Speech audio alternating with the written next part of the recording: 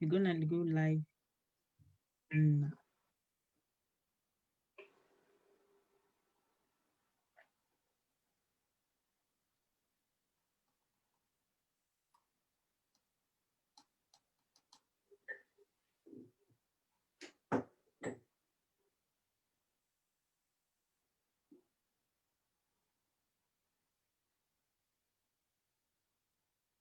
Okay.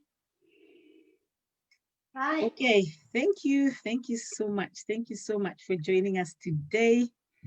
We are live on Facebook already, and we just logged in now. We have 8 people already who have tuned in because they really want to see what's going on. Even me, I'm here. I just want to see what's going on.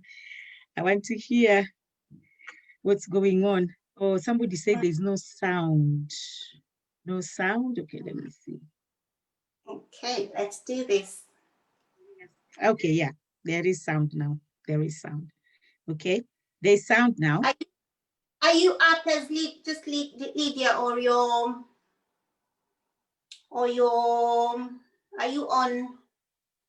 on your page or on your? Yes, yes, on your page?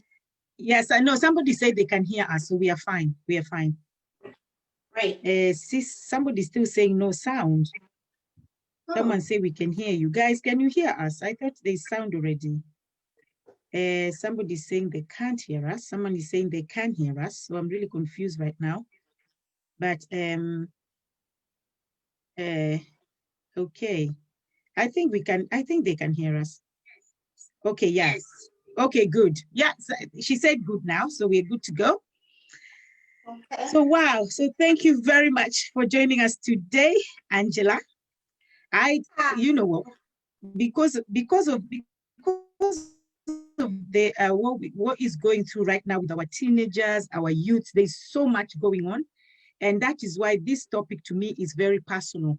And the fact that we are all parents, we're 80% of us are parents. Even if you don't have biological children, you're still a parent, because sometimes you're an auntie, you're an uncle, you're a guardian, you're still a parent.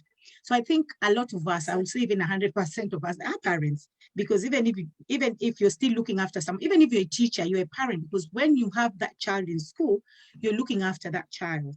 So I think all the things we are talking about today is things that relate to every single person, because whether they're at school or they're home or wherever, they are looking after a child and they are a parent at that time. So I am so humbled, really, really humbled and honored to have you on my platform today, because I know that you're a psychologist, you're a researcher, you're an educator and parenting teenagers expert. Teenagers, do you know how hard it is to deal with teenagers?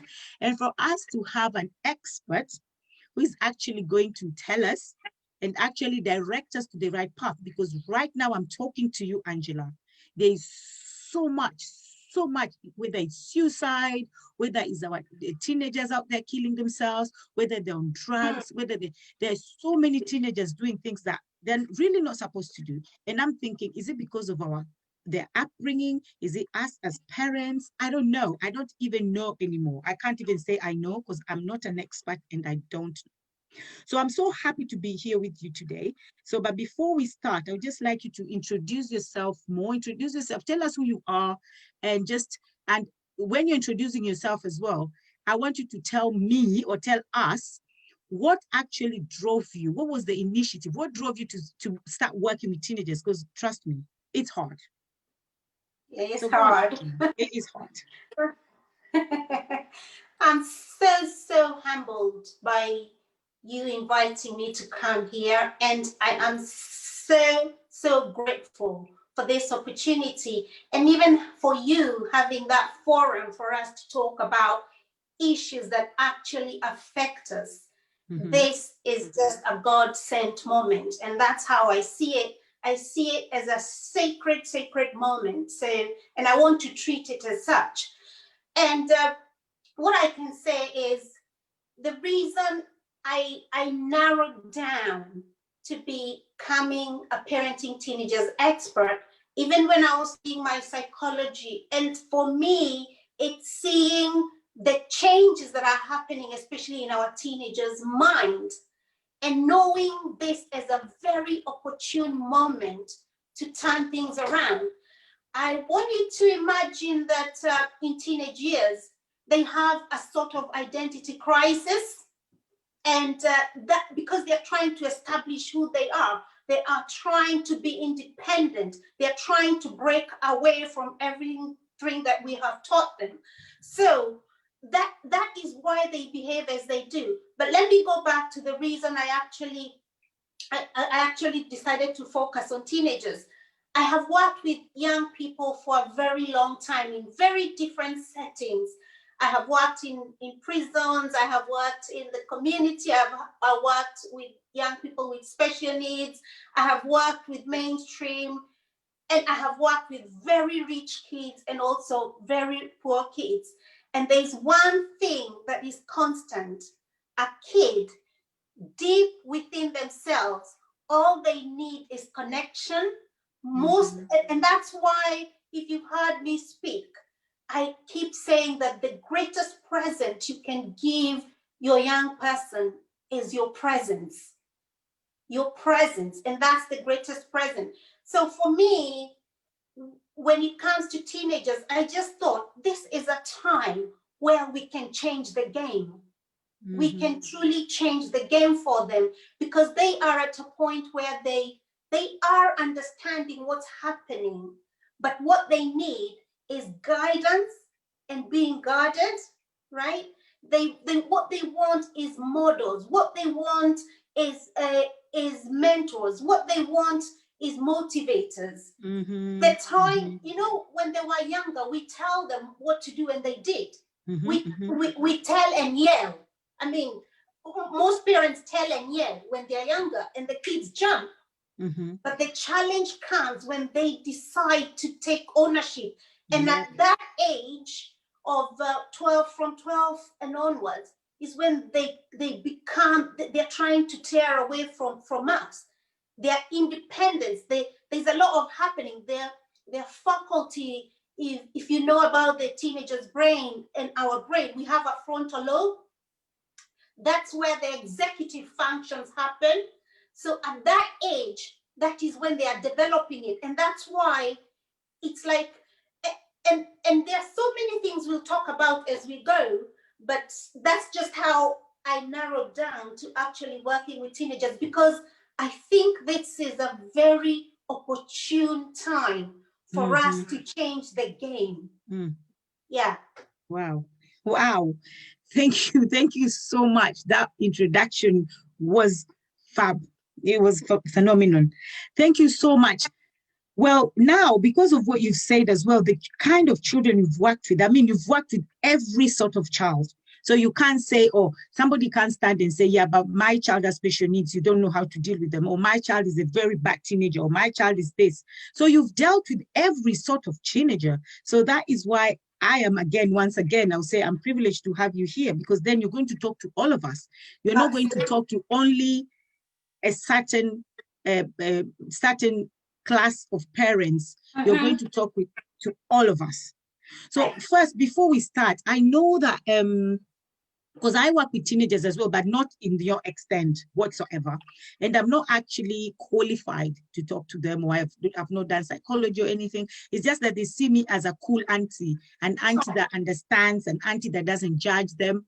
So that's why they talk to me. That's, do you know, Lydia, that's a special moment. That's a special point to be at. And that's what every parent and every person should admire and aspire to be. That point where the young person, where the young person comes and says that they want you to be their mom. Of course, you can't take all the children home. Yes. You're home.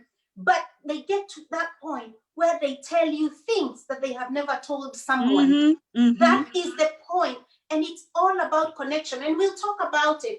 And I'm sure the reason they do that with you is because you haven't got guards, you haven't got your guards up, you know? Like you haven't built walls.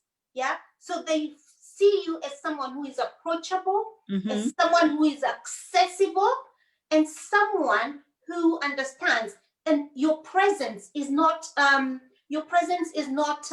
threatening to them. And they see you, and they see you as a person who is vulnerable. I am sure, you correct me if I'm wrong. Yeah. I'm sure you share with them stories about your life, stories about your family, stories about, and that is being vulnerable. When you are vulnerable with them, that is where your strength comes from. They see you as a human person. And when you connect at a human level, that's when magic happens. Yeah. Wow. Thank you. I didn't even know that. I didn't even know that's why they come. They just say, oh, Auntie Lydia, that's a cool auntie, cool auntie. So they'll come and talk to me. And sometimes they tell me things and I don't know how to deal with them. So that's why I'm happy that you're here, because sometimes they tell me things and I'm like, okay, how do I deal with this? I can't tell their parents, but then how do I deal with it? I have to steer them in the right direction. Do you get? So it's kind of sometimes really difficult when they come to me and then I don't know what to do because I'm not an expert. It's just that I'm a cool auntie. That's all I know. But that's what I need. One thing that, a cool auntie. And one thing that I've realized talking to a lot of these teenagers, one thing I've realized is, and also talking to parents, it's parents, a lot of parents, sometimes when we're angry, they call their children negative names. So, and like, you see, like for me, and personally, I had to even go to a course because I did a course called, I did a course with LL Ministries, and that's a very long time ago. I thank God it was a long time ago when I just had my first baby. And at that time, I still didn't know anything. But when I attended that course, and that's why I always encourage people, attend things. You cannot just sit home and say, oh, I'm not going to attend, or Lydia is doing something, or Angela is doing something, or Lisa, Nicholas, or Dr. Palm is doing something. I'm not attending. It's good to attend these things. Because if I did not attend that course, I wouldn't have known that calling children negative words is very, very bad, and it's powerful. Because when I had my child, when I had my first child and I didn't know anything, sometimes when she does something, I say, you're stupid. How can you do this? And I hear a lot of parents using those words. But when I went to this course and I learned, I came home, I apologized to my child. I'm sure she was looking at me thinking, huh? What is mommy saying? Because she was still very, very young. So she didn't realize. But calling our children negative words is very powerful. So I just want you to enlighten us more in that that topic first, calling children negative words or negative names. Absolutely. The mere idea of calling your child a name, and whether you're joking or not, that is what it's dilapidating. It kills them. It may not be a physical death, but what happens is there is what we call, you have in your brain, in your teenager's brain. Let's speak about children, although we all have it, right? We have the neurons, and what happens is those words, they are constricting, and what they do is they go and they it's like they kill a part of the young person, right? So when you call and that is one thing. Another thing we have found, especially in research, when you criticize, when you talk bad to your children, their mind, it's like shuts up, it clams up, right? Because it's negative energy, because it's not helping development, it's actually killing, right? The other thing that happens is when the young person is feeling that, in that moment when they are feeling like they've been stabbed, right? When they're feeling like they've been stabbed, what happens is their clarity for that time and their creativity is broken. Yeah. So do you see how you are killing? You're actually killing. Let's even go. A lot of metaphysics books and a lot of religious books, they say words have power, and it's true. Because even in research, in science, we find that people who are continuously criticized, right? They clamor, right? I'll also tell you another reason why criticizing is or calling children names or calling teenagers names is very deadly, right?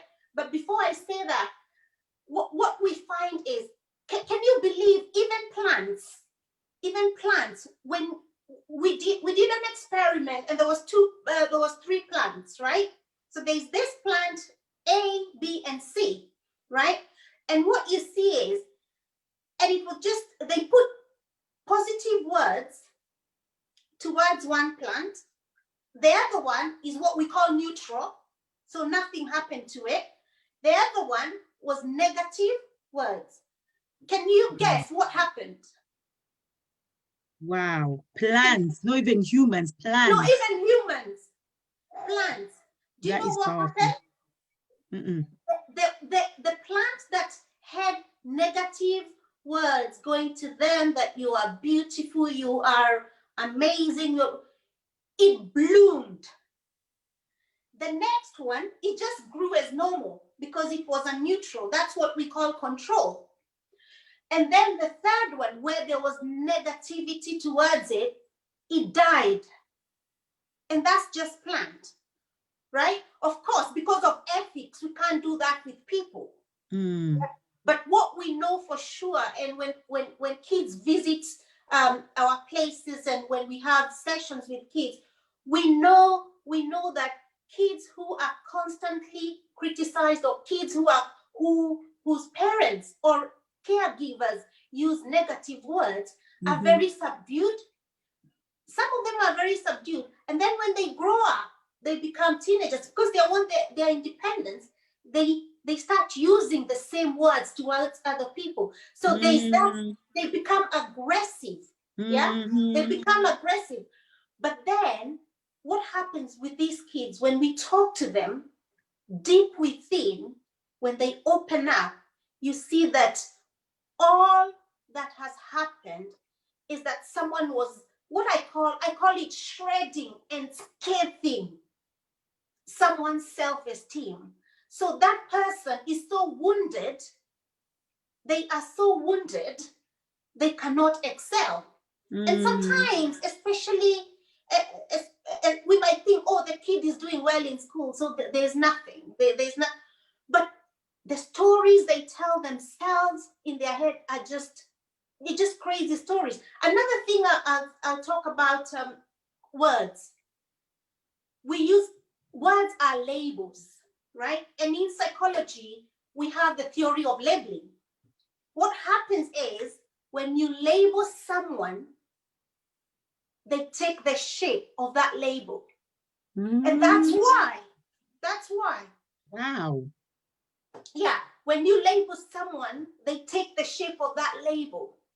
They take the shape of it, literally.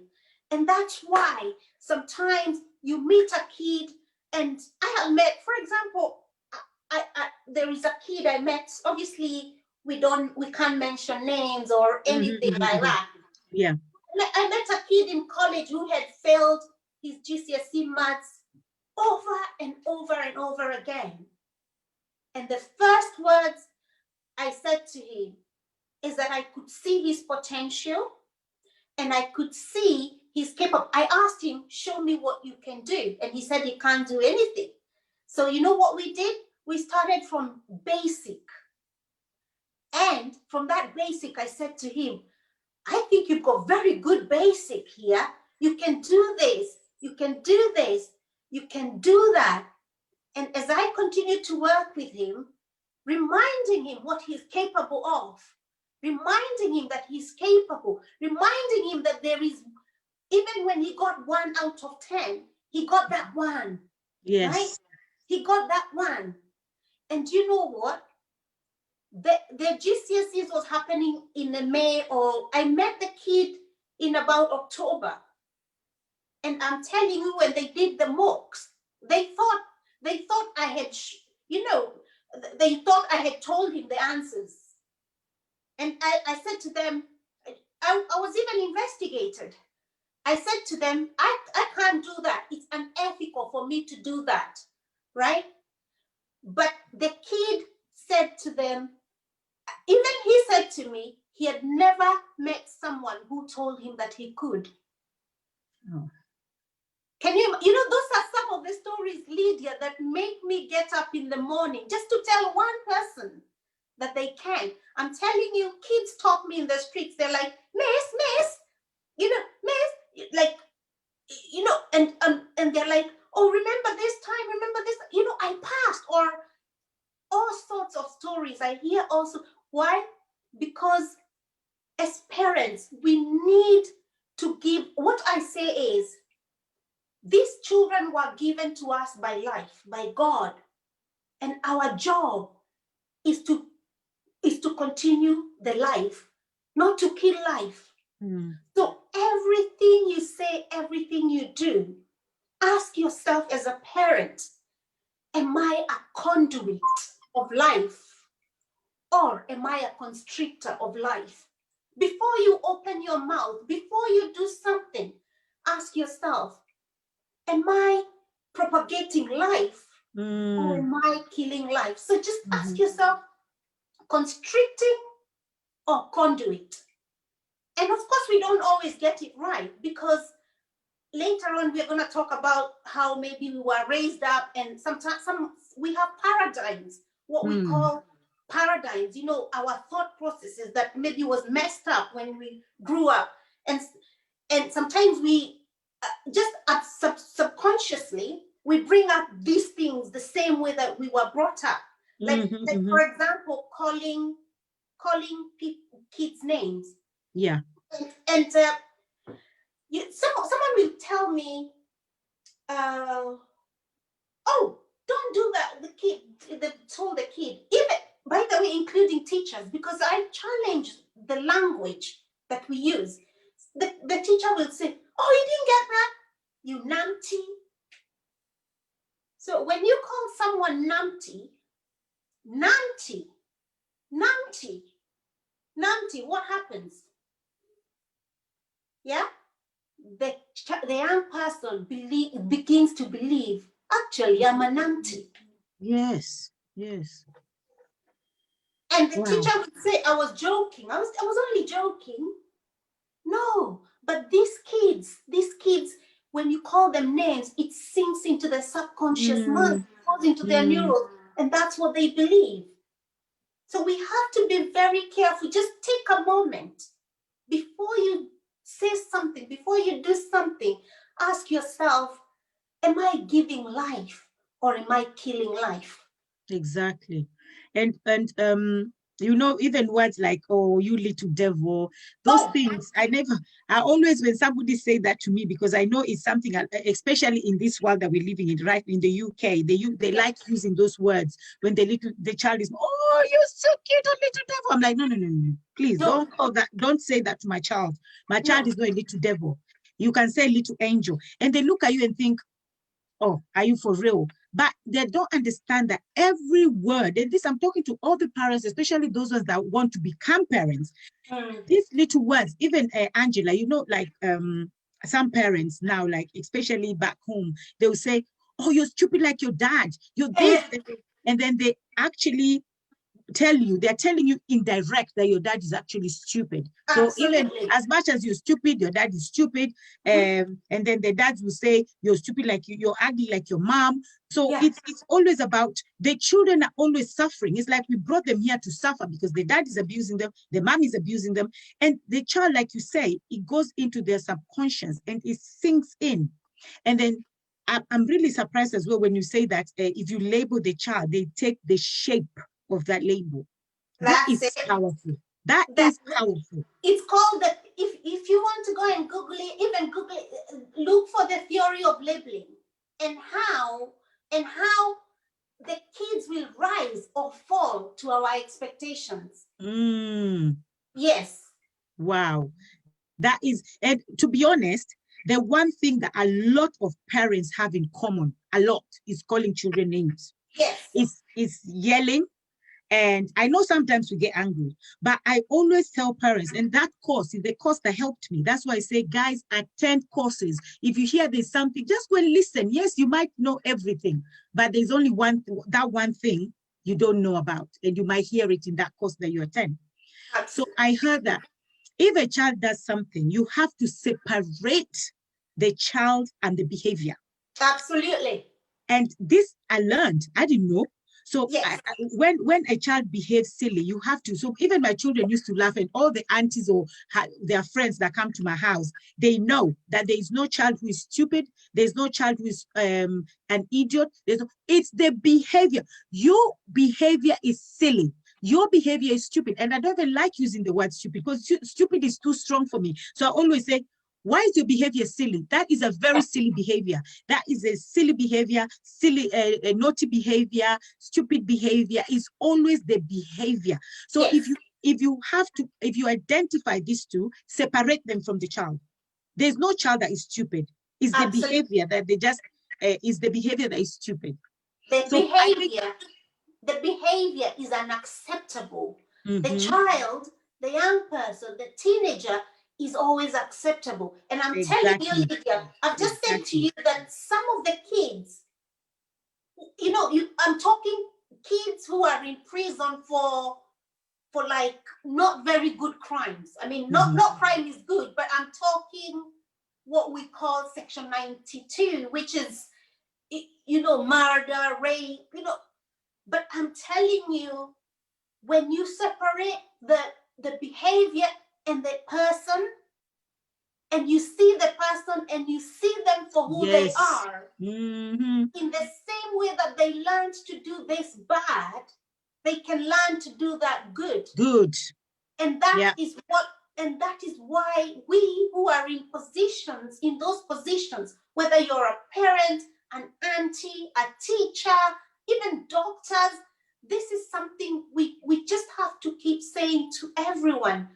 That moment, your contact with the young person, it needs to be a contact where change can happen.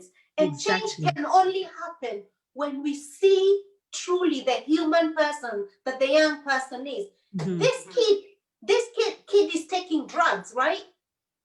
And you're here. So separate the two. Have that conversation. And you will, when I have those conversations with these kids, they don't like to take, there are many reasons why they are taking drugs. Right? But the person, the nature of human being is that we are self-preserving. And that means we want the best for ourselves, right? And we'll do whatever. So them taking these things that are not helping them, they know, but they don't know anything else that's going to make them feel calm. They don't know anything. That's why they do that, right? But if you separate that and then show them a different way, because if you know some of the laws of the universe is nature abhors a vacuum, right? So when you take that away, there must be that sort of thing. What is the option? Because the kid wants to feel good. We all want to feel good. So what is it? How is it? How is it that I can feel good? And that can be produced by helping them gain self-esteem so that they are not reliant on something to make them feel whole. Better. Yeah? So that is what we have to understand, and we have to realize that all these things can be done. But we must first connect with our young people. We must connect with the teenagers. We must connect even with the younger ones. Especially, like you said, when they're young, start from it. But I can assure you, when they get to teenage years, they start to question everything you've taught them. They refuse your religion. Rebelliousness starts sinking in. But the good thing is, if there was a strong foundation, regardless of when they are teenagers or not, because and the reason why I do this as well is I can talk for my own children, because I laid a strong foundation from the beginning. And I thank God for the course that I attended, only when that is like 20 something years ago when I attended this course. And from there, whatever I learned that day, I never forgot it. I used it. And that is why I've brought 3 beautiful angels. And I always call them angels because they are so good. But they did not just become good. They became good because I used the wording, I used the principle, when I went to that course, everything I learned, I used it. Absolutely. One thing, like I said, that we all have in common as parents is calling children negative names. Even saying, "You're behaving like a donkey. You're behaving like no, you're who? You're a donkey. You're a goat. You're this." Words are very, very powerful, parents. If you're out there, parents, and you're struggling with calling your children names, please stop. It's Yeah. all it's there's always time. It's never too late. It's never too late. And Yes. say, "Oh, now mine are older." It's never too late. Apologize and Absolutely. start using good words, positive words, calling your children names. You know what happened one day, Angela? And before I say it, we have 25 people watching us. I'll say if all of you 25 people shared 111 or shared in each groups, we'll be Yes. helping a lot of parents. So guys, just share, please. Share and share and share. Help a lot of parents out there who actually need this, because a lot of parents need this. And if a lot of parents hear what we're saying and they take it on board, we will be saving a lot of children, a lot of teenagers out there. We're not saying we're perfect or anything, but we're just teaching what we know and what we have and what God has given us as well. Because in life, God gives everybody a coin. And our coin is this, to talk to the teenagers. So Yes. please, guys, share, share, share. I can see Shiro there. I can see Nancy. I can see Jane, Nalika, all the way from Jersey Island, Anthony. Please, guys, share, share, share, and share with other groups out there. And yeah, so this thing of talking about calling children names and calling children names, if you identify and separate it, you just need to apologize and move on. If you call your children positive names, you know, what I wanted to tell you was my daughter, when she was 5, she was only 5 years old, and she used to go to a nursery school, and she came back one day and she said, "Mommy, why am I dirty?" She did not understand that she's black, and because her best friend was white. So she came and she said, "Mommy, why am I like this? My skin is dirty and my friend's skin is white." So she thought in her mind, her friend is clean and she's dirty.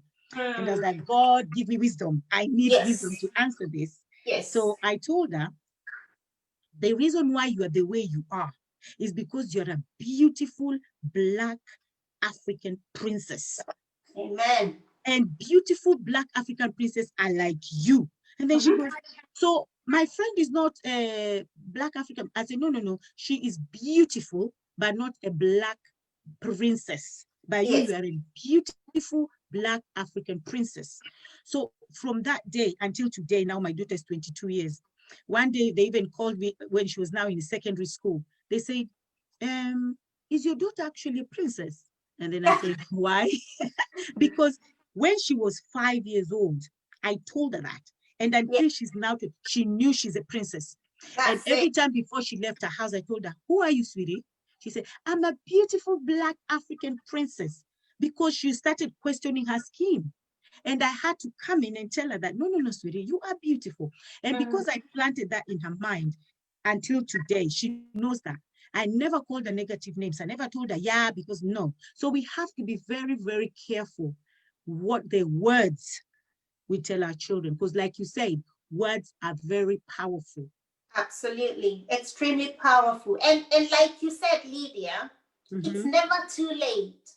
If you've done it, this is not a forum for us to ostracize people who have done it. This is a time that we can change, knowing that this is the moment we can change. And what I usually say to parents is that be vulnerable, go and apologize. Yeah, apologize and then make amends. Right? I usually tell them, just go ask your young person, where have I failed you? Right? Or even acknowledging yourself that I have failed in this, and there's no shame in falling. We all fall, right?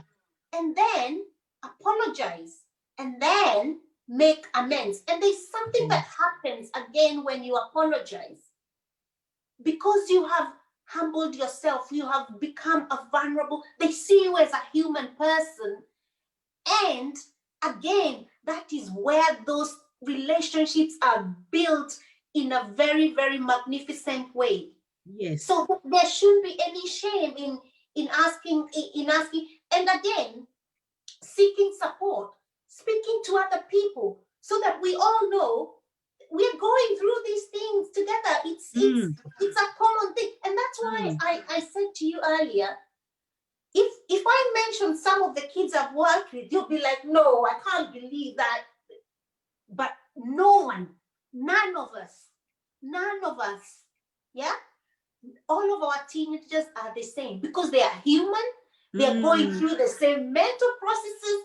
And then it's even more challenging now because the world has converged, right? They're singing the song. My kid here in Oxford is singing the song that the one in China and the one in America is singing. They're probably wearing the same things. They're almost even thinking about the same things. And the problems they're going through are about the same. So we need to know that all of us, anything can happen to any of us. And that's why it's good to talk. Yeah. It's really important to talk. If you're struggling with names that you've called, go and say, it's time to change. This is the time. It's time to change. Absolutely. Oh, thank you very much for that. We just go to, what about trusting your children? Trusting your children, because I know sometimes they always say, oh, mom, you don't trust me. Oh, dad, you don't trust me. So where does this come in? Where does trusting your children come in or doesn't come in? Can you just enlighten us with that as well, please? Right. Well, trust is a very important, I would say, element in any relationship.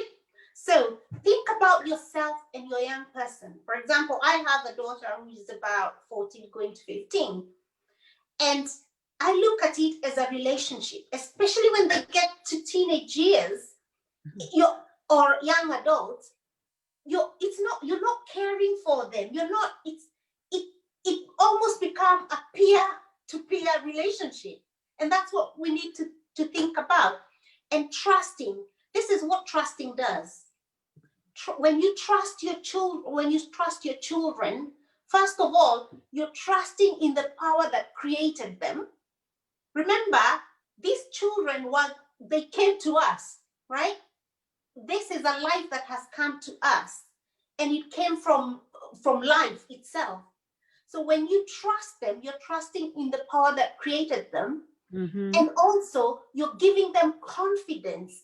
You're giving them confidence and enabling their self-esteem to be able to be everything that they're supposed to be, right? Think about yourself as a farmer, right? When you got a plant, when you plant, you don't go in there and do everything. You don't go and modify everything inside of them and all that. There is a power that is growing the plants. And the same power, yeah, for me, how I like to symbolize it and how I like to see it is, there is a power that beats this girl's heart. There is a power that makes the blood flow all. So there is a wisdom. And this wisdom also can instruct her. I don't know, for those of us who read the Bible, there is a verse that says that I will instruct you in the ways that you should go, right? I will instruct you. And what's that? Who is that instructing? And who is being instructed? And there's also another verse that says, this power, God, is no respecter of persons. So the same way that you, Lydia, are being instructed is the same way that your 2-year-old is being instructed. Yeah? It's the same way that I'm being instructed. So we need to trust that that there are many things that they know and there are many things that they can do. Of course, we also know that we need to guide and guard them because like water, imagine that's a powerful, they have so much power within them. But if it's not directed in a, maybe, if it's not steered and directed, it probably flow everywhere, right? And our job is with wisdom to help and guide them and guide and guard, not to change who they're in, because the composition, trying to change the kid or the purpose, everything that it's like trying to change water. Water is made of, is H2O, isn't it? So it's 2 hydrogens, is it H2O? Yeah, 2 hydrogens, yes, and 1 oxygen. So if you try and remove the O because it doesn't look good, or you think, oh, it doesn't suit here, it doesn't, you ruin the whole composition of it being water, right? But what we can do with our young people in terms of trust is allow them, especially when they're older, trust them, ask them. For example, if they say, I want to go for a dance, I want to go to dance and I'm coming back at 11. Listen in, ask, oh, that's interesting. You want to go dance? Who's there? You haven't been to dance before. You haven't been to that dance before. You haven't got a close friend that's going with you. And that's when you ask these open questions. How are you going to protect yourself when you're there? How are you going to guard yourself while you're there? How, ask those questions and allow them to tell you. That's when you hear their thinking process. It could be because sometimes when they tell us things, they're not telling the whole story. Yeah. Yeah. And it's in them telling you that you unpick what is dangerous and what is not, and what is going to help them grow, because we need to allow them to be independent. Exactly. And independence comes by not being locked, but by learning. So yeah, but the thing is, yeah, I'll just cut you. The thing is, this one. Okay. Yeah. So you say to them, I don't think you've got enough experience to go to that dance because you've never even gone to a movie and come back at 8 o'clock. So and what I like to explain to teenagers when they scream that mom didn't let me go, I don't know what, I ask them, I tend to use Usain Bolt a lot, and I say to them, when was the first time Usain Bolt went to the Olympics? When did you first hear of him? And they're like, oh, it took years and years and years. Do you think the man just woke up one day and went for the Olympics? No, he had to have training and training and training. And that's what life is. In everything, it's training, it's training, it's training. And then you go for that. I'm allowing you to go for the party until midnight. And when they get it, and they see, actually, I haven't got the backbone to deal with that, right? For example, if they want to drink whatever, and they've never drank anything, that's how they get drugged, because you can't just go and have 5 beers on your first.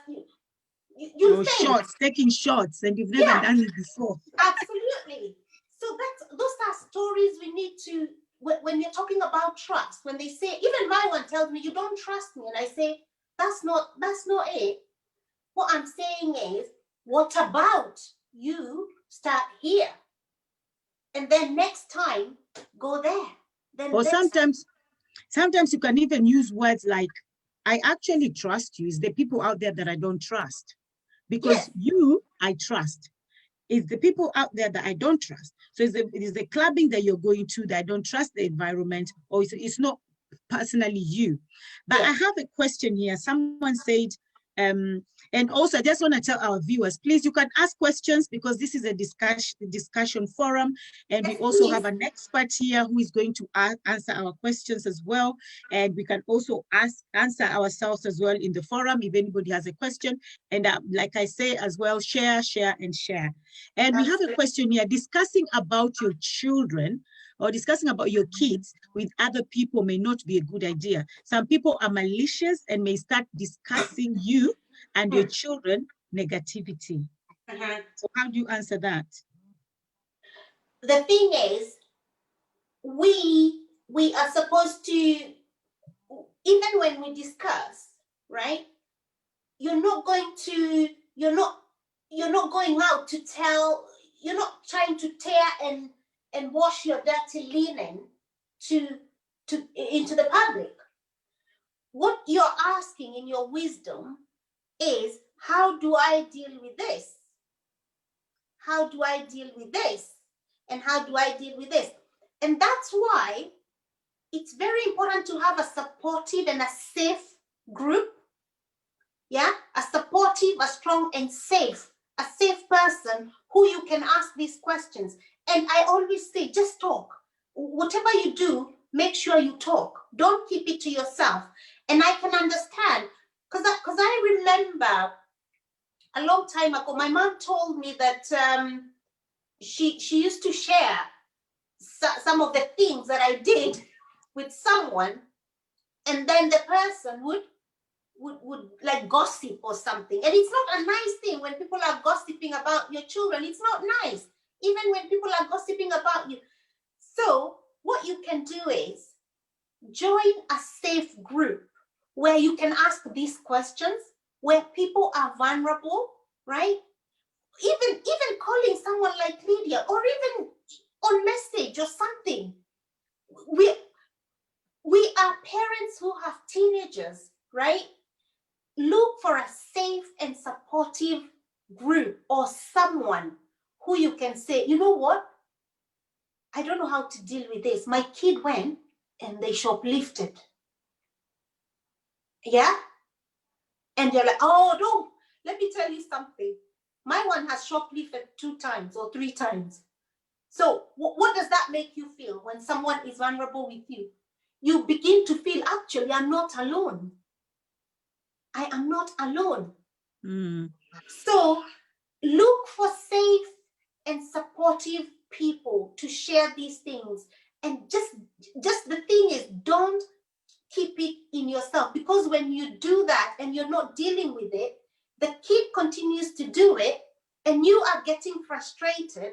So here we have a kid who is going that way and you don't know how to deal with it. And then what happens? What happens? 2 things can happen. We end up having that kid, in one of our prisons, right, for something, or we end up having that kid because you don't know how to deal with it. They have left home. They end up into our care system, right? In a gang. Yeah. Or, and that's where else I was going. They end up going to someone who understands them. Right? While if you had spoken to someone and they said to you, no, this is a very common thing with teenagers, right? It's a very common thing. This is how you deal with it, right? I always say connect before correcting. Connection before correcting. And it's is the person asking, let me just have a look, is the person asking how to deal with someone who's done something? Or yeah, that one I'll come to that later, but it was all just right, asking that, talking about people, and like you said, what I'll say to that as well, I understand, and that is what kills a lot of us. It's not just about the children, but it's about life in general, whether you're in domestic violence, whether you're here to talk about your problems outside. We always shy away because tomorrow every Tom, Dick, and Harry knows your business. Okay. Yeah. So what I would advise people out there for parenting, for whatever you're going through, for like Angela just said, find a supportive professional network. There are so many supportive professional network where they cannot talk about like what Angela does. She's under oath. They are under oath that they cannot. It's like doctor-patient confidentiality relationship. Yeah, I do insurance as well. So even in my business, I cannot talk about people because I have everybody's data, from their medical to their bank details. I cannot talk to their husband or their wife. But if you go to anybody, of course, they'll spill beans. They'll talk because people like gossiping. They're, oh my God, did you hear Lydia? This is what's happening. She's always there telling people that she's this, but she's not like that. So if you get supportive, professional network, if you're going through anything, do not sit there by yourself. If your children are going through something, this is the time to find help. If you don't seek help now, trust me, you will regret it when it's too late. Seek help. Don't seek help with your neighbors or your friends. Seek help with supportive professional network. Somebody like Angela, she's qualified, she knows what to do, she can steer you to the right direction. If you call me, if you WhatsApp me, I cannot help you because I don't have the professional team, but I have the ears to listen, and probably I'll direct you to the same to a professional as well to help you. Do not confide, because this also will kill the person if you confide in the wrong person and they start spreading your name and your children's name outside. So please, guys out there, supportive professional networks, there are so many of them out there. Find them and talk to them. Do not leave it until it's too late, because one thing you have to remember, their voice outside with the teenagers, their voice outside is stronger and powerful than the voice in the house. The voice that will tell them you're beautiful outside is powerful, or we love you, or with this is powerful out there than in the house. So make sure you seek help, and seek help when you first see something. Seek help then. Don't leave it and say, oh, they're teenagers, they're this. No, seek help immediately. So thank you very much for that. And also somebody asked a question, but I'll come to that later. But I want us to talk about another points which we had down. Protect. It's about protecting your children in public, because I've realized, I see sometimes, especially with schools, because I work in schools. Oh my God, I wear so many hats. Yeah. And one thing that really, because when I go to school, I go to different schools. So I don't really make friends with teachers. I just go to that school, do my business, because I teach a culture. I finish, tomorrow I'm in another school. But one thing I realized in almost every school I went to, I was looking at these teachers and thinking, whoa, in staff room, they'll say something about a child and they'll talk about their parents. And I always came home and told my children, please don't let these teachers talk negative things about me in the staff room, because that child did not do the homework. They'll come and say, oh, this child this and this child this, and then I'll see them calling parents, and I'll see parents shouting at their children. The child is crying, saying, Mommy, I didn't say that. And it's not always the teacher is right or your child is right. But all I always tell parents is support your child in the presence of those teachers. But when you come home, deal with that child. Deal with that child in the closed environment. But don't embarrass your child in front of people, because then your child will be like, even when your child is telling the truth now, the child will never tell them, because the child will just be my mom or my dad. They don't trust me. So what would you say in regards to that? How I would address that, and I have been in an exact situation, and what I advise parents is, when, for example, you've been called for something wrong that your young person has done, go there, listen, right? Our job, especially as parents, is to listen. Yes. And then say, I want to hear what you're saying, Miss Smith. And then say, I want to hear what my D is saying, right? So I have those two. And then how I dealt with it was, obviously, I was not there, so I cannot make a decision. So what I will do, I will, now that I have had both sides of the story, I will come and speak to you alone, and I will go and speak to my daughter alone. And then I will process that information and I will tell you exactly what I think. Do you see what has happened there? Yeah. What has happened there is you have listened.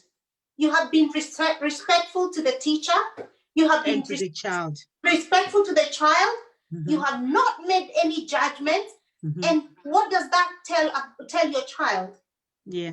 You trust them. Yes. And you're also saying that to the teacher, I'm not a soft, I'm not just one of those ones. You tell me things about my black girl and I jump because you said so, right? And then I went back home, and this is something that we do.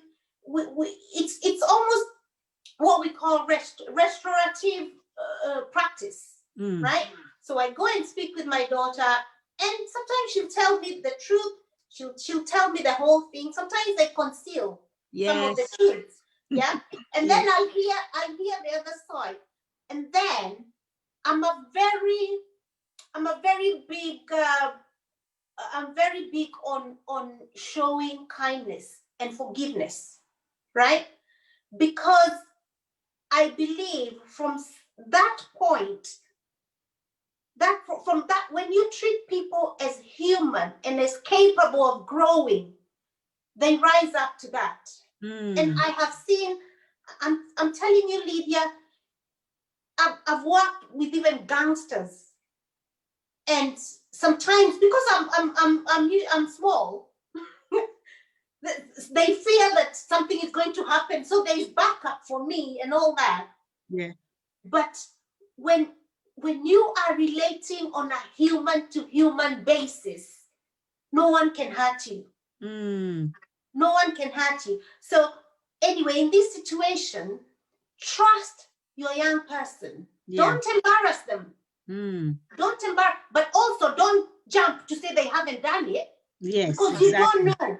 Because you don't know. And some of these things you actually find out the kid did it. Yes. But then you listen to the process and what happened and all that. And it's from listening, then you can correct. Why? Because first you have connected with them, and then you correct them. And then what happened was, when you go back to school, you say, yeah, I've gone to the bottom of it, and I think this actually happened. So there is, for example, there's detention. And then that's when I speak to daughter and say to her, this is what it says. These are the school rules. And if this happens, you get detention. So what's happening is you are just receiving the consequences. You're not being singled out. You're receiving the consequences of your actions. Because there's the law of sowing and reaping. Yeah. So you're not hiding them, but you're also not ostracizing them. But then there are other times where the teacher has got it wrong. Yep. And I go, and my daughter says, oh, mommy, you need to go and speak with them and all that. I say, you speak with them, and if they will not understand, I will come and speak to them. And then I speak to the teacher, and I say to them, I believe this was wrong for this reason, this policy and all that, and I don't think you are kind. You did not address my daughter as this, as that, and I can tell you, I remember one time when my daughter was younger, and they used to have this show and tell. And, she said that she should just come from holiday, and she told them where she had been and all that. And the teacher said, almost from my daughter's how she told me, like almost disgusted, oh, you are you saying you've been to Costa Rica? I don't believe you. So that really made my daughter doubt herself, So she came and told me, because I always encourage telling me what's happening, because she knows I'm supportive of her. So this is what I did. I said, I'm going to speak to Miss and find out why she would say that, even ask other kids to be supportive of her. Like she said, oh, do you believe that? Asking the whole class. And obviously, as you can imagine, maybe my daughter is one of the minority groups in the class. So I asked her why she did that. And she said, oh, I was only joking. you know, I said to her, right, I don't think that was a good joke. As you can see, you minimized my daughter's experience. It was not important. Everyone else was made to feel important for their own things. But this one, what you did is you almost dehumanized, and I said to her, that's how young people lose self-esteem, because you dehumanize them. And then you know what I did? I asked the daughter to go to class and everything. And I said to the teacher, and I said to her, I'm going to tell you this in the presence of the head teacher and yourself, so that you don't say I said something that I didn't say. I said to her, if I put dog poo in your sandwich for lunch, and then I came and told you I was only joking, how would you feel? She was like, that's disgusting. I said, yes. Exactly. That's disgusting what you did to my daughter. What did you put in her? You put doubt. Yeah, you put that thing of almost lack of self-respect. And that is exactly what you did. And she was like, the head teacher said, I had never thought of it like that. I think we need to rethink how we do some of these things. And I said yes. And it was never taken any further. And that was my intention, for a lesson to be learned. Yes. So this when I talk about how to deal with situations, we need to be very wise. Because again, we have to remember, I had to remember again, that is the school my daughter will be going to every day. Yes. So you can't go and abuse the teachers. Yes. And expect them to be very helpful to your daughter. They won't. You have to, there's strategy that you have to deal with, because even here, someone said, somebody said, reasoning with them through conversation go a long way. It takes patience and bravery, which is true. Yes. Yes. And somebody also spoke about the children. Somebody said, a lot of parents always take sides with their children, which I think, let me read exactly what they say. They say most parents tend to side with their children, even if they know the child is on the wrong. So if you're taking side with your child, and if you don't know, it's a different story. Like when you go to school and the child will say, but mommy, I didn't do it, daddy, I didn't do it, which they tend to do all the time, even though they've done it. That's true. But that is different. If you don't know, then there's how you deal with it. Because personally, I have a daughter who is, she reminds me of me without wisdom. That's what I always say. She reminds me of me without wisdom, because she just say the way it is. But I'll think about it first, or I'll pray for wisdom. God, please help me. How do I deal with this? But she doesn't. So because of what she did, and she wrote a letter to the principal, and she said, I've CC my parents, CC the principal, CC the office, CC everybody. So of course that brought problems. So I was called in school. And since then, I just found a pattern on every time they're calling me, she did, every time.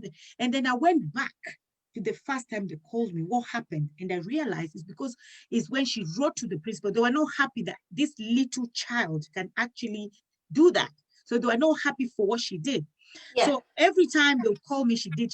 And I realized most of the time it wasn't true. It's just because they wanted to bring her down. They wanted to bring her confidence down, that how dare you write to principal and lecture a principal or lecture this. So they wanted to bring her down. So when I realized that was the case, I knew how to handle it. I never shout at my child in front of teachers, because I have to respect her. Yes. I have to respect the teachers as well, not to show them that I'm supporting my child in front of them. Yes. But when I come home, the way I'll deal with that child, if she goes back to school and tell the teachers, that's how I dealt with her, the teachers will be like, but in front of her, she was an angel. She spoke to you like angel that you are.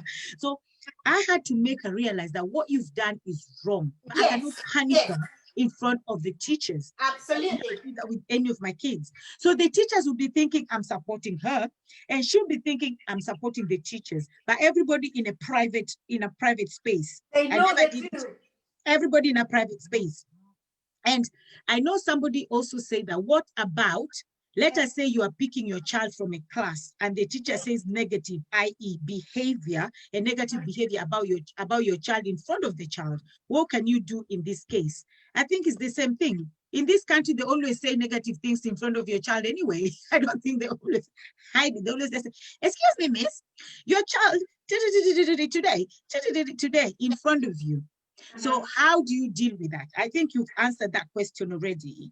Absolutely. But what I can say, again, just to reiterate what we have said, is discourage someone just, almost vomiting. For me, it's like verbal vomiting about your child. Mm-hmm. What you can say is, can we talk about it? Can I speak to you, Miss Olette? Yeah. Can we talk about it? Can we talk about it, right? Yeah. Can we talk about it on the side, right? Because the thing with kids, first of all, as soon as you say that, kids can react in different ways. There's the anxiety and the fear of knowing that they've done something wrong. So when you're walking with them, they're wondering, what is mom or dad going to do? So you don't want to subject your young person to that. They don't need that. Yeah. Right? And that's why we must be brave. Yeah. We must be brave to interject and say, can you tell me that in private, please? Right? Yeah.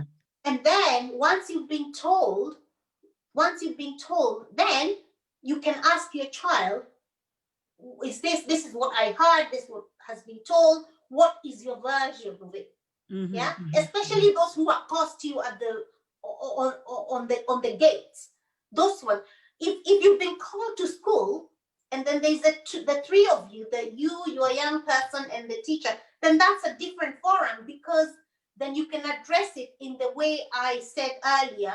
You ask for this side, and then you tell them you will make a decision after you've spoken to them separately.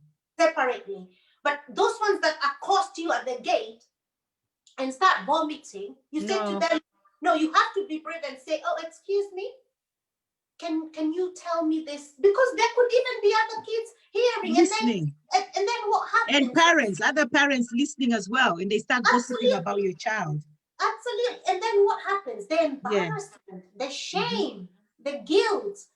Those are some of the feelings that really, really put many kids down. They feel they're not enough. They can't do anything good. They can't, because the place that they are being told these things is not safe. Yeah. We are not, you parents, don't think we are propagating that we never tell our children off. What we're saying is, you don't tell them off at the rooftop. You tell them off in a secret place. And why I call it a secret place is, it's almost a holy place. We are not here to cut each other. We are here to build each other. So tell me exactly what happened. And that's when you start to hear things that kids have done. Things that you sometimes don't want to hear, but because they feel safe, they have to tell you. You probably, as you hear them, you're shuddering. You're thinking, this cannot be my kid, right? Or sometimes you're thinking, who raised you, right? But because they know it's a safe place. Yeah, they'll say they know it's in fact, I don't do that with my daughter because we've never needed to do it. But what I have also advised other parents who maybe didn't have a good relationship with their kids and they're beginning to have a good relationship is to decide, this is a safe place. This is a sacred place. This place, we can talk about anything and no one is guilty of anything. That is when you hear their dreams. You hear their madness. You hear some of the corrupt way of thinking. Why? Because they feel safe, right? and it's safe. And if we don't do this, what's going to happen? They will go and tell someone else out there. You will give them a bad advice. Or give them or someone who will say to them, don't worry, come, I'll buy you something, and then you do this for me. Yeah. And the other thing as well, I know somebody said that parents tend to take sides, and that is now the beginning of the downfall. If you're a parent and you know that your child is wrong and you take sides with your child, now that is the beginning of the downfall. That totally. And somebody said yes, and the parents know it's true. Their child is in a group, their child is in a gang, their child is in a group, and they keep on supporting their child. That is wrong, because let me tell you, that child will come back and they will come back and accuse you that it's because of you they are the way they are. Absolutely. You know, when my elder daughter was 7, she was only 7, and every time we did shopping, I used to put sweets in the shopping list because she's my first child. Come on, how much is sweets? But the dad was so much against it. He used to say, why do you keep on buying sweets for this child? I said, because she likes this, she needs sweets. What's wrong with you? So I'll buy sweets. One day when she had her teeth rotten, and we went to the dentist. Do you know what this girl told me? She was only 7 years old. She turned around when the dentist said, yeah, she told me, Mommy, it's your fault because you're the one who buys me sweets. I will never forget that day. The dad just told me, the dad just did, I rest my case. I said, so this girl is only 7. If I didn't buy sweets for her, she was crying, oh, Mommy, you went shopping and you didn't get sweets. And I feel so bad, I went buy sweets. And then now you're accusing me. It's because they know that you should know better. Absolutely. You are the parent and you should know better. You should direct them. You should teach them. You should train them. So if you just know that your child is doing something wrong and you're always covering their back, the day they'll stab somebody to death, the day they'll end up in prison, you will blame yourself as a parent. So if you know that your child is always doing something wrong, deal with it. But if you cannot deal with it because you don't know how, because we're human. Sometimes we don't know how to deal with things, and it's okay. If you don't know how to deal with it, that is when we say, go to a supportive, professional network, and they will help you of how to deal with that issue that you don't know how to deal with. Do not support your children if you know they're in a gang, you know they're in bad groups, you know they're doing something bad out there, because they'll end up hurting someone or hurting you. So please, parents, that is a no-go. Okay? Yeah, and it's okay. And then do you know what? Young people, the one thing we constantly find with young people in research and even our work is that when you put firm and fair boundaries, because they know where they stand, they actually really like that. They like structure. Yes. Yeah. They might look like, oh, I'm all independent and everything, but within them, they like that structure. Yeah. They like those boundaries. They like those, they want you to be fair, and especially when they're teenagers, because you can discuss with them these things. They know when you're being fair. Yeah. They know when you're being firm. And that is the way. Don't ever support your young person when they're doing wrong. Say to them, I don't support this. Of course, I cannot hold you. I cannot hold you with a rope and stop you. But I know, and this is something I say, I know deep within you that you're capable of being a better person than this what you're being. Yeah. And again, what you're doing at that point is showing them that you support them, but also you're planting that seed that they may discover or rediscover who they truly are. Because no kid is a bad kid. No kid is a bad kid. No kid is born a bad kid. No kid is a bad kid. No. Yeah.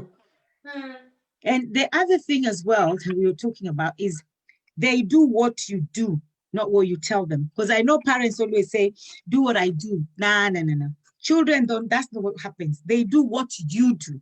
That is why, especially with our African parents, we were brought up probably shouting, with too much shouting, or even if you're brought up in a domestic violence, it's a circle. You see the man doing the same thing, or the woman ending up in an abusive relationship, because this is what happened in our background. This is what happened in our society or our community. This is what happened within our space when I was brought up.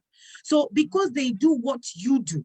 So even if a parent, let's say for instance, a dad comes home and beats the mom and then tell the child, but when you get married, don't beat your wife, the child will not hear that.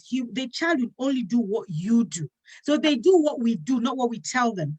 So parents, this is another thing that lets us down as parents, is when we say things, we say this, but we do this. So it's just being hypocritical, because you say this and you're doing this.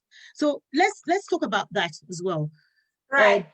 Yeah. In psychology, we have that theory, we call it the theory of modeling. And modeling, what it is that kids copy what you do, right? Kids will live the life that you live. Words may be powerful, but when it comes to action, really, you know that adage that says actions speak better, louder than words? That is so. I mean, there was an experiment that was done, and after that, many experiments have been done.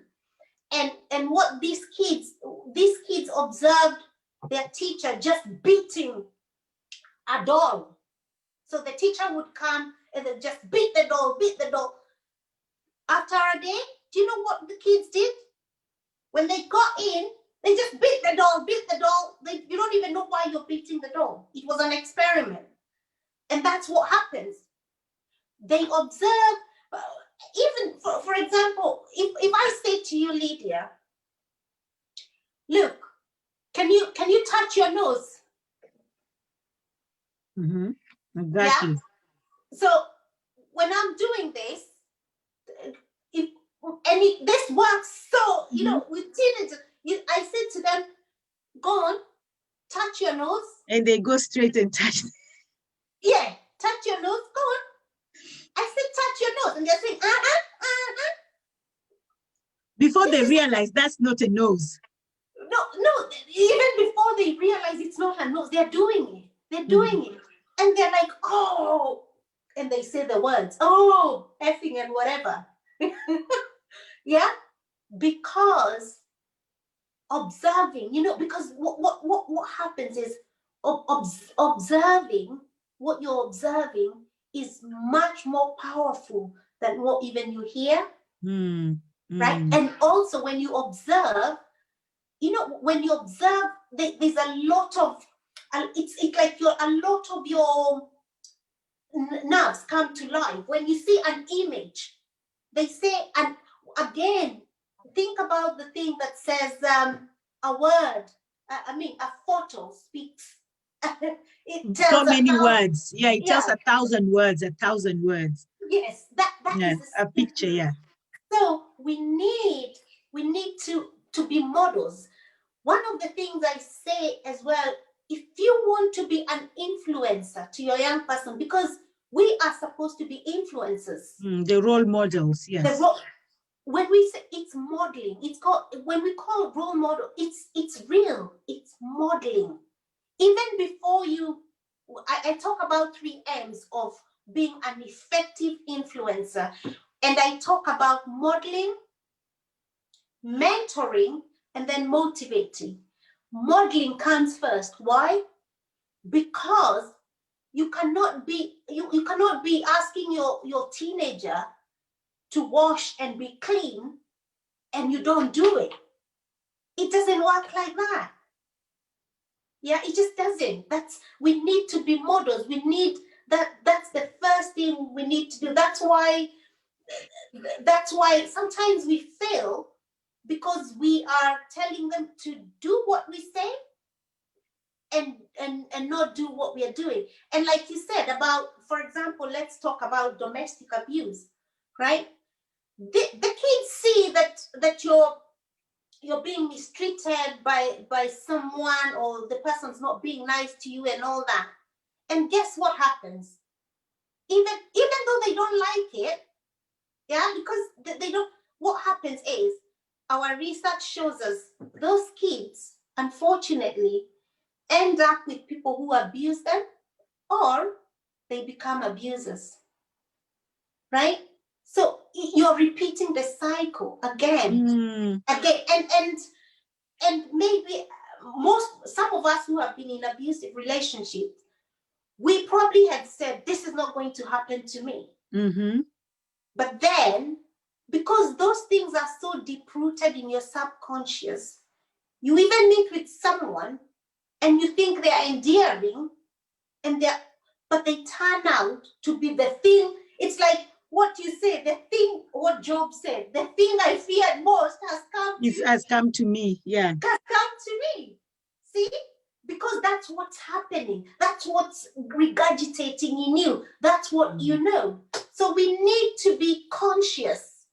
Yeah, we need to be conscious parents. I mean, we can't be perfect, but our job is to minimize the trauma, the trouble that we pass on to the next generation. And this can only come by us educating ourselves.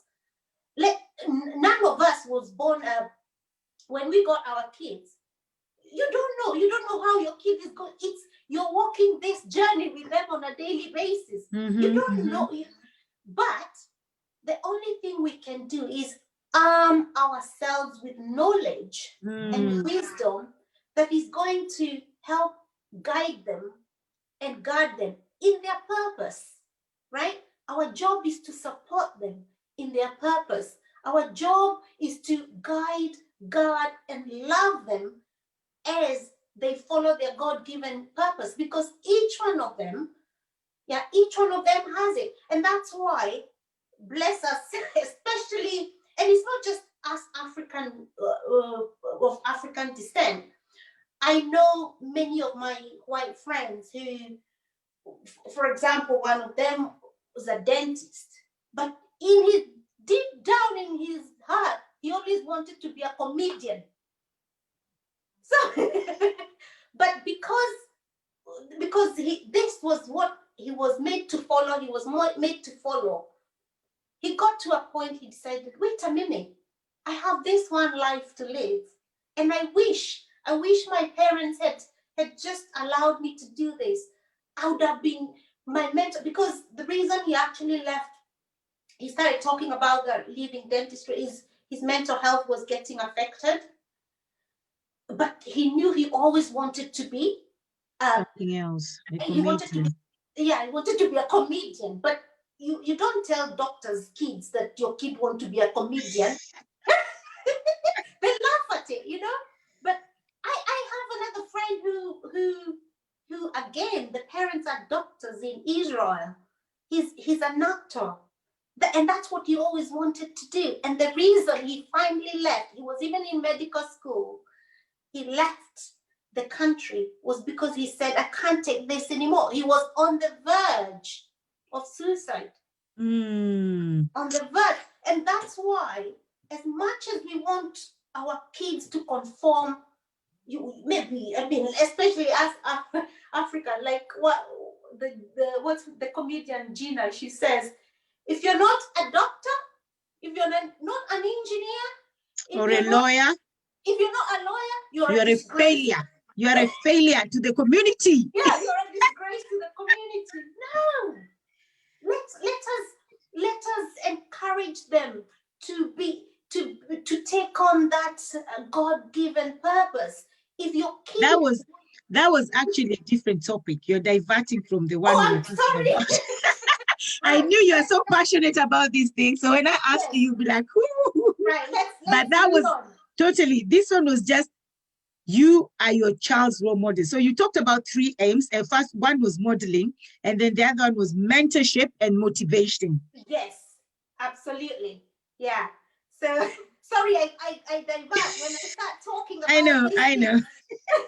I know. So what I want to tell parents, and it's so funny because every time we talk about these points, we're actually saying this is the worst points with parents. This is the worst points with us. This is the worst points with us, because we're all parents.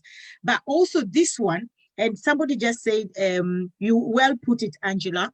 hurt people do hurt others, which is true, because it's a circle, because it's what they see, is what they copy into their subconscious. And what I wanted to say as well with that is the things I know that we still have to live our lives, especially for single parents out there, whether it's a woman or it's a man, and you want to bring probably your girlfriend, or you want to bring your boyfriend. You have to be very careful. Stop bringing these people in your house, because if you're bringing these people in your house and you have children, they will see what you do. They'll not do what you say. They'll do exactly what you're doing. Okay, today mommy brought Tom. Tomorrow mommy brought what's his name? Tom, Dick, and Harry. The next day, Opio. The next day, Karanja. The next day, who?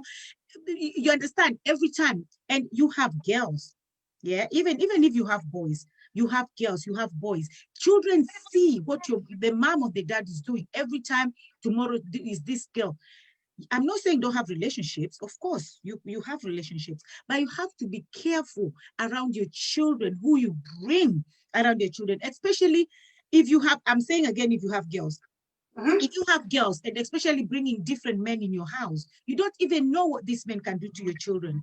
And because you're so clouded with this thing called love, where you think, oh, this man is good. Because I had one lady called me, and she told me she met, her friend called her and said, oh, come and meet my guy. I met a very nice guy and everything. But I don't know, sometimes God gives you this discerning spirit. She looked, one look at this man, and she told this girl, and I even don't know how she did it, because I don't even think I'll have the guts to say something like that. And she told this girl, I'm begging you, don't bring this man near your daughter. Because what she said is, when she went to that house, she saw how the man looked at that girl. And straight away, something wasn't nice in her spirit. Something didn't settle well in her spirit. And she told her friend. Her friend stopped talking to her, of course, thinking, oh, she's jealous and blah, blah, blah. Like we all think, like, look, you have a man. You don't want me to have a man. Believe me, this man, he wasn't even 1 year later, raped this woman's child. Raped her so bad, and now this girl hates her mom, because you're thinking you are meant to protect me. And you brought somebody who came to the house and hurt me. So we have to be very careful, especially as single parents, whether you're a man or a woman. You have to be careful who you're bringing to your children, who you're introducing your children to. If you're not sure this is the one, you cannot bring Mary today, tomorrow take Anne, tomorrow take Lydia, tomorrow take Angela. What are you doing to your children's mental health, mental state? Do you understand? And also things like drinking, okay? I'm not saying don't drink. If that's what brings happiness, they say in Swahili, that's starehe ya mamba na ya punda ni tofauti. So if that's what you like, fine, that's what you like. It has nothing to do with me. But you come home, every day you're drunk, you're always drinking in front of your children, and what are you teaching them? It's like, okay, drinking is okay, and getting drunk and misbehaving. Drinking is fine. Even the Bible says drinking is fine. It's just drunkenness that is a sin. So you're drunk in front of your children, you're misbehaving every time you're drunk in front of your children. It's your children, you're vomiting, your children are wiping you, they're washing you, they're carrying mommy to bed or daddy to bed. What are you doing to your children? Do you understand? So it's the things that we do as parents. And then maybe later you've reformed. Let's say later you've reformed, and then you see your child doing exactly what you were doing. And then you're saying, oh my God, look at this child. You're cursing the child, but yet you caused that. So children always see what we do. So guys, just be careful what you do. Be careful what you do in front of your children. You can do whatever you want to do, but outside, very far away from your children. Those children are innocent. Let them stay like that. Okay, so that is something that I know that a lot of parents, we struggle with. We struggle because they're thinking, this is my house, and it's my house, and it's my rules. But don't forget, God gave you those children. It's not your house. It's their house too. Absolutely. And it's their safe haven. Your house needs to be a home for your children. It has to be a safe haven for them. But if you don't make it a safe haven, they will find a safe haven outside. And that's when they start joining the gangs, when they start doing all these bad things outside, because now safe haven for them is not this house anymore. Absolutely. It's outside. So we have to be very careful with that. And another thing that I know parents, we struggle a lot. Angela, you love this one. Don't compare your children with either their siblings or any other child out there. And one thing I'll tell you is I used to have a neighbor, and I hope she doesn't hear this because she will not talk about her. So forgive me. But I will not call her name. It's only her that will know. So she always used to say about her child, why don't you become a so-and-so? But the funny thing is, the child that she was comparing her daughter with was actually smoking weed. And her daughter was not smoking weed. So her daughter kept on telling me, Auntie, look at mom, she's always comparing me with so-and-so, and so-and-so is even smoking weed, and I'm not smoking weed. So what if I start smoking weed? What is she gonna say? So we should stop comparing our children with either the siblings or any other child out there. So please, Angela, because you're the expert, enlighten us in this one. just every blade of grass is different. I'm sure you know that poem. Yes. Every blade of grass is different. So why would you insist that a red rose becomes a white rose? It's beautiful just by being, white. It's beautiful just by being, red. Another thing is, think about the sun and the moon. They all have, the moon cannot say, oh, the sun is, I want to be like the sun. Then who would do the job of the moon? That's why I said about recognizing your child is a life, a God-given life that has its own purpose. And our job is not to try and make it become like something else. But our job is to guide, like I said, you just guide and guard, and protect. When you talk about that comparing, as I said to you, the kids, when they say, oh, I'd like to be like so-and-so, and I'm thinking, I don't think if you knew everything about so-and-so, you wouldn't want to be like that. So as parents, we need to be, and then what happens is, every time you compare, you make your young person feel they are not enough. Yeah. And that, do you know, that is the job of advertising. The advertising psychology is such that they make you feel not enough so that you reach for the next thing. You keep reaching, and it's like mirage, because you will never get to there. So you're always going. So when you compare your child with another person, including their own siblings, you're putting your child at a mental state of unrest, because as much as, because first of all, they don't feel nice, and then they might want to aspire to get to who they think that other person is. And who is that other person? That you haven't told them why you're comparing. You haven't. If you want your child to get good grades, say to them, I would like you to shift from C to B because I know you're capable. Yeah. Don't say to them, oh, sometimes we don't even tell them straight that I want you to be like this. Sometimes we are passive aggressive and say, Lydia's kids, they get A's and B's. Mine here is just a waste of time. You see? So what have you made? What we've done in that sentence, what you've done, you crush the spirit. Again, let's go back to what we talked about, things that we say. Are you being a conduit of life or a constrictor of life? It's okay for us to want our young people to improve, but it's not okay to compare them with another person. That other person has their own set of fingerprints, which are completely different from yours. Why would you, if you want someone to be, that's what clones are. Your child is not a clone. Your child is a special, single person that was put on this world through you, through me, for a special purpose. Yes. And only they know, even we as parents don't know what their purpose is, because the life that gave them life is what knows their purpose. Yeah. And our job is to be what we call protective factors. Yes. Right? Prop them. Our job is to prop them, prop them as they go.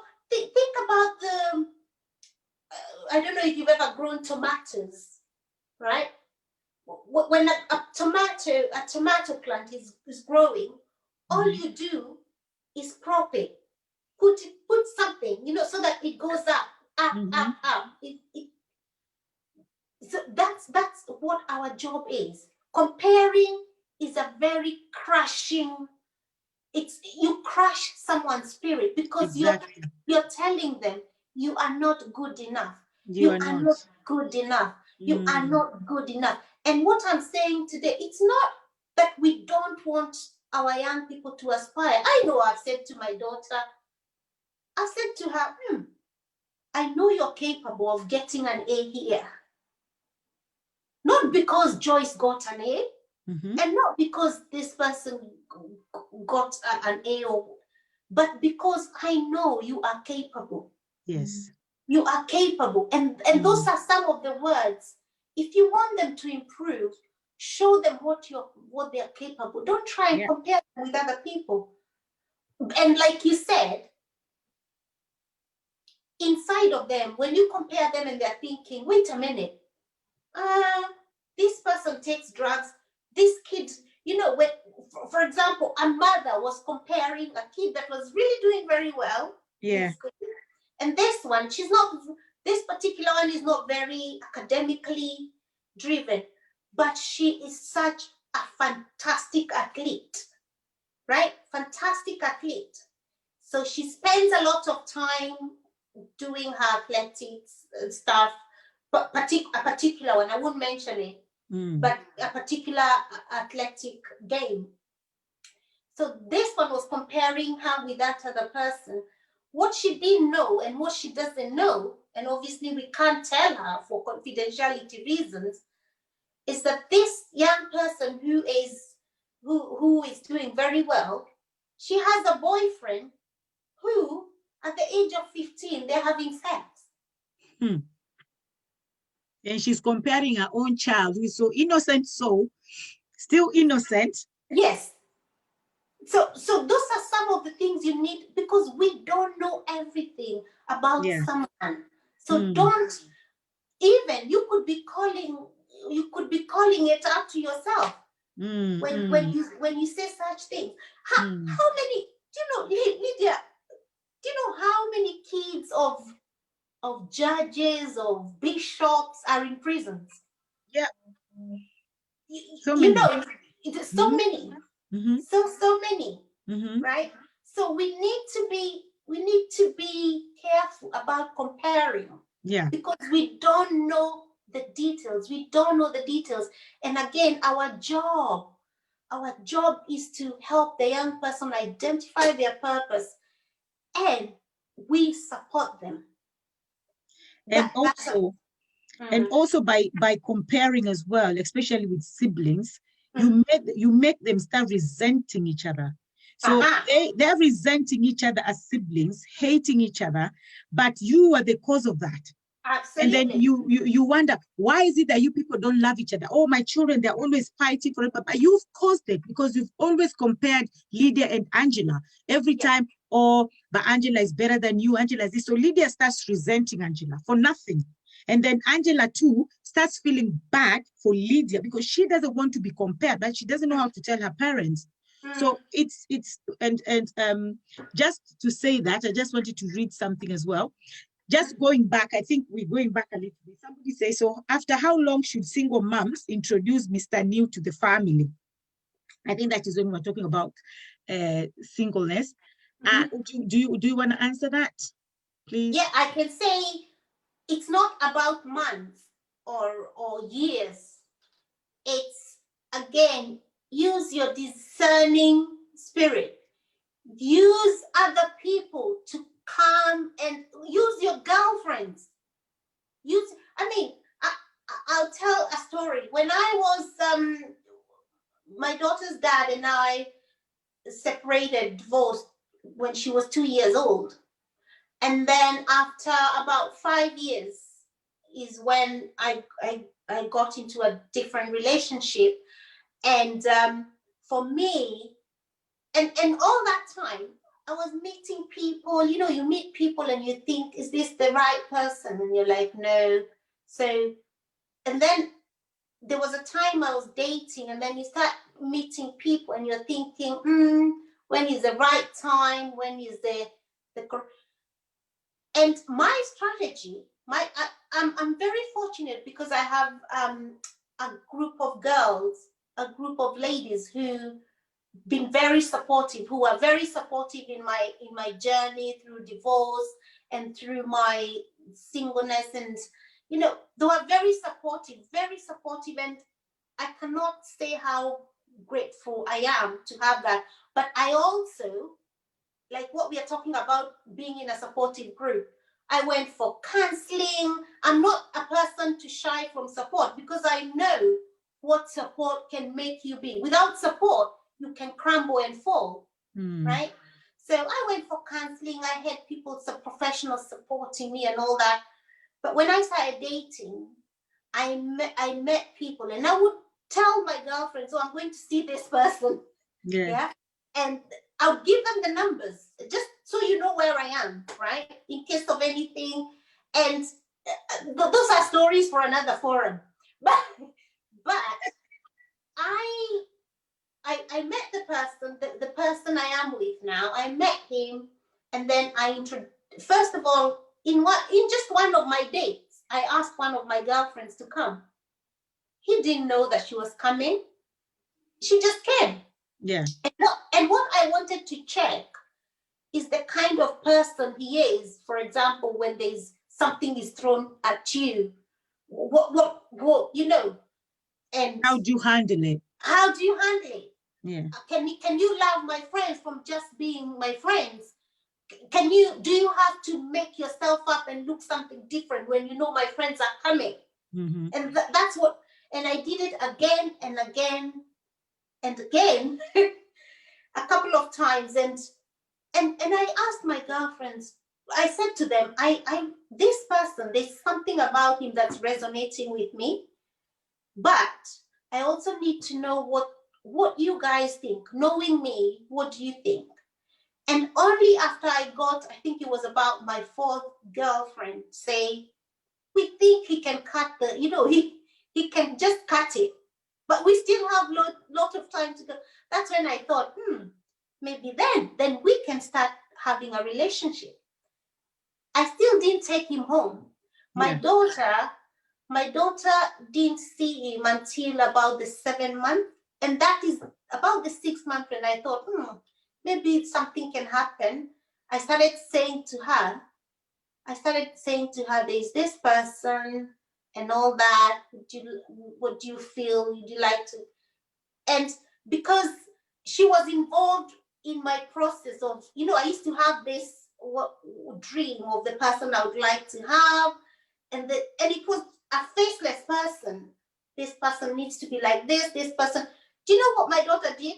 She got the thing for me. She said, "Mommy, is he this? Is he this? Is he this?" And I said, "Yeah, obviously I don't know him 100%, but I think he is." And then that's when, for me, that's when I felt comfortable to bring him and introduce him to my daughter. And that was about 7 months for me.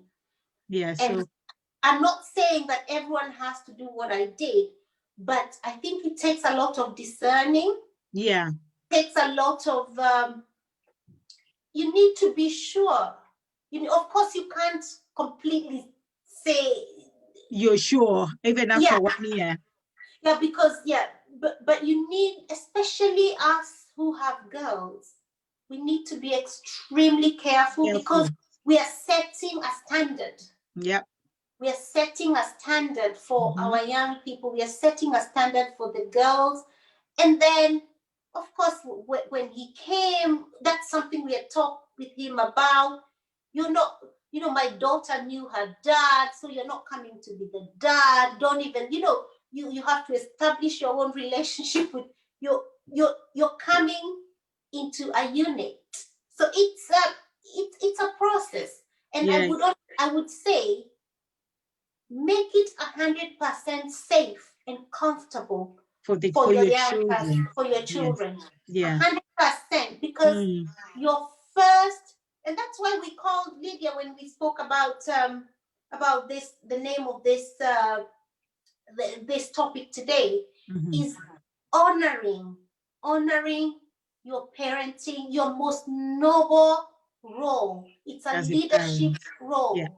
It's honoring your leadership role. Behave like a leader, a noble, and that's what parenting is about. So it's about, we need to see ourselves as leaders. The decisions we are making. When you, Lydia, I'm sure maybe when you get people into your company, you do proper consideration. You do checks. Checklists. You do checks. Everything. You do references. You do. Why? That's as parents, we need to be prepared to do that. Especially if you're going to introduce them to your children. I mean, thorough check of everything. I know somebody said that guys are good at playing the angel when tuning a girl. And in fact, it's so funny because the person saying it is actually a man. So he knows their game really well. He knows the game. And it's, I know, yes, but the thing is, we can never be 100% because even sometimes you get married after 5 years, after 3 years, after 10 years, you're divorcing. So that nobody enters a relationship thinking, oh, I'm going to divorce tomorrow. You enter a relationship thinking it's going to last. So it's the one that you think with discerning, just like you rightfully said, he has to be discerned. They have to be a discernment spirit there. You have to discern, you have to ask questions, you have to investigate before you introduce them to your children. Otherwise, you can have them out there if you want to, but when introducing them to your children, because remember, that's their safe haven. And if anything happened to them, they will blame you. They will blame you, even though it wasn't your fault, but they'll think like, it's you, you're supposed to protect me. So why did you bring somebody in my house who molested me, who abused me, who did this to me? Even if that person will come and abuse you as their mom or their dad, they'll still blame you because they'll say, you brought somebody who abused you or abused you as my mom or as my dad. You understand? So they'll definitely, somebody say, okay, I just want to read what people say, but before I read that, I just want us to finish on this topic here. But we still have because we don't really have enough time. And I think we're going to continue with this topic next week because the topic about parents to me is the most important thing because it's those children that come out tomorrow to be the artists, the engineers, the presidents, the models, the singers, the leaders, the teachers, those children that we are talking about today, how we are talking to parents today, those are the children that they are going to be leaders tomorrow. And we want to see good leaders tomorrow. Those leaders can only be good leaders if we train and bring them up well. So this topic, we're still going to do it again next week because we still have loads and loads of points. That's true. So we're still going to talk about them. But before we finish, just talking about comparing children as well, I just wanted to say as well, treat them different and also know their weakness and their strength. You need to know your child's weakness and your child's strength, because if you don't know their weakness and their strength and you keep on pushing them on something that they can't do, it's like somebody said that a fish cannot land. You take a fish out of the water and you expect it to swim in the dry land. And if it can't do that, you get frustrated. It's the same thing with our children. You need to know your children's strength and your children's weaknesses. And then we have to treat our children differently, every single one of them as a unique creation of God. Absolutely. So with that, I'll leave our topic there, all our points that we had. We had so many points, almost 12, 13 points. We've only got 7.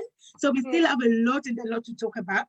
And because this topic is very important, because I see somebody here, so I'll just read what people have said.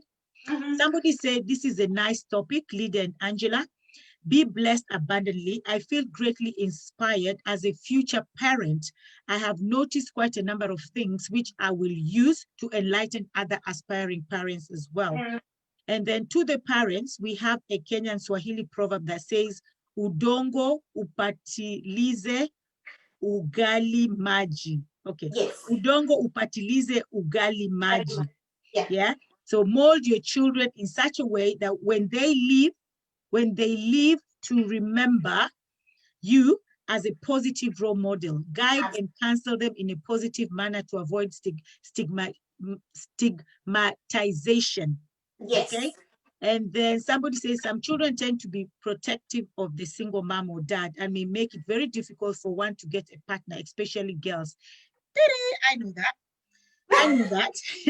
I'm one of them.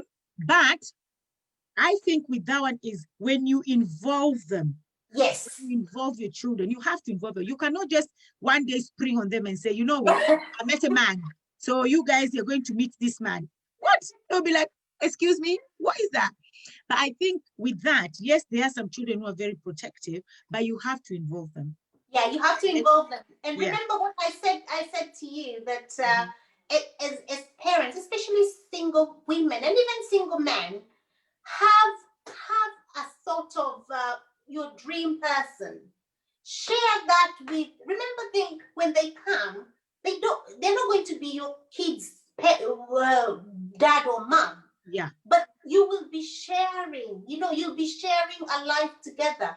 So let even your kids challenge you about these things.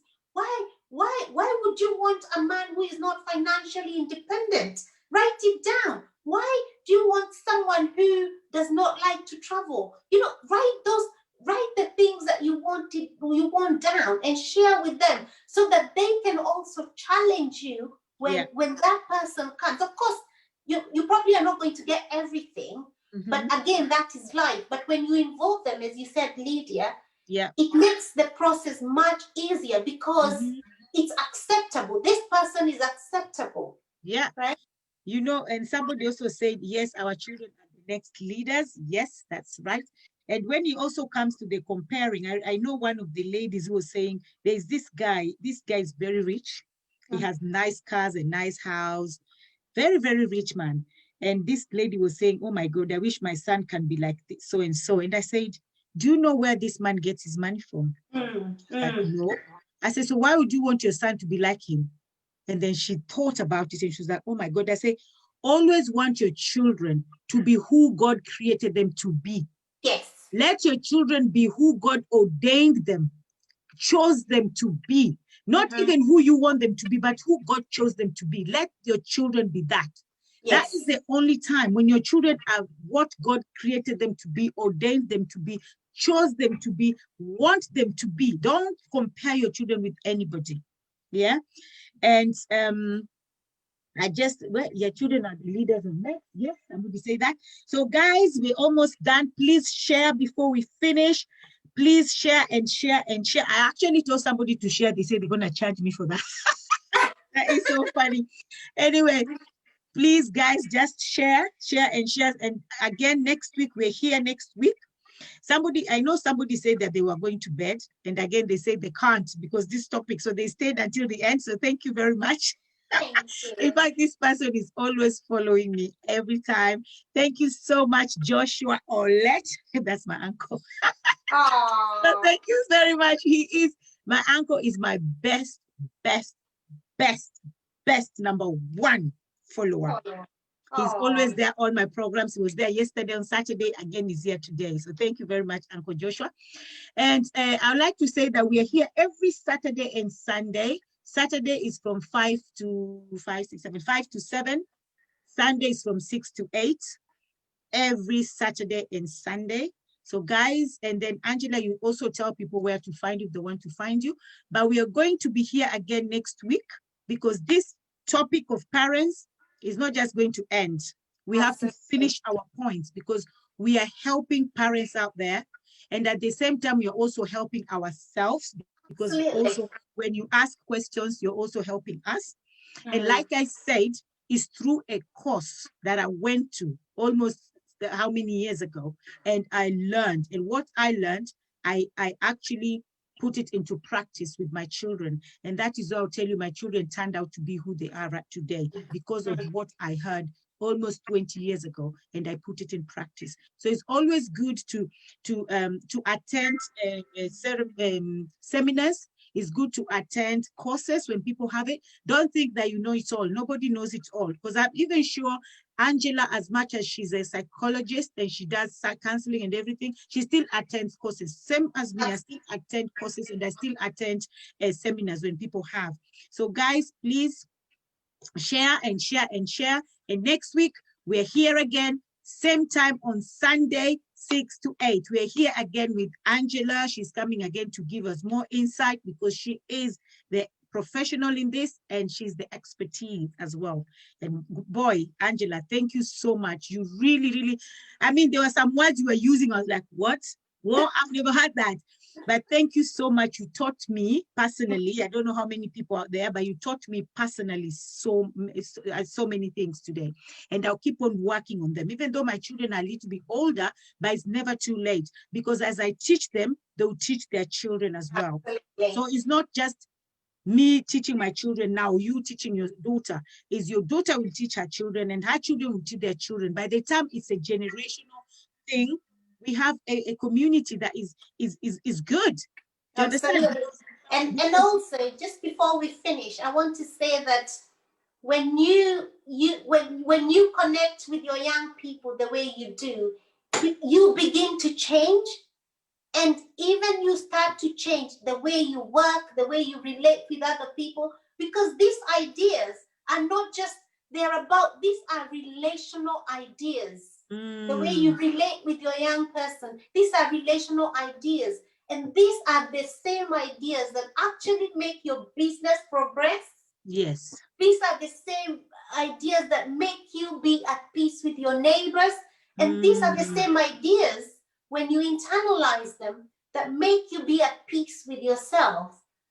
And that is what, and actually, before, I'm going to put a link down there.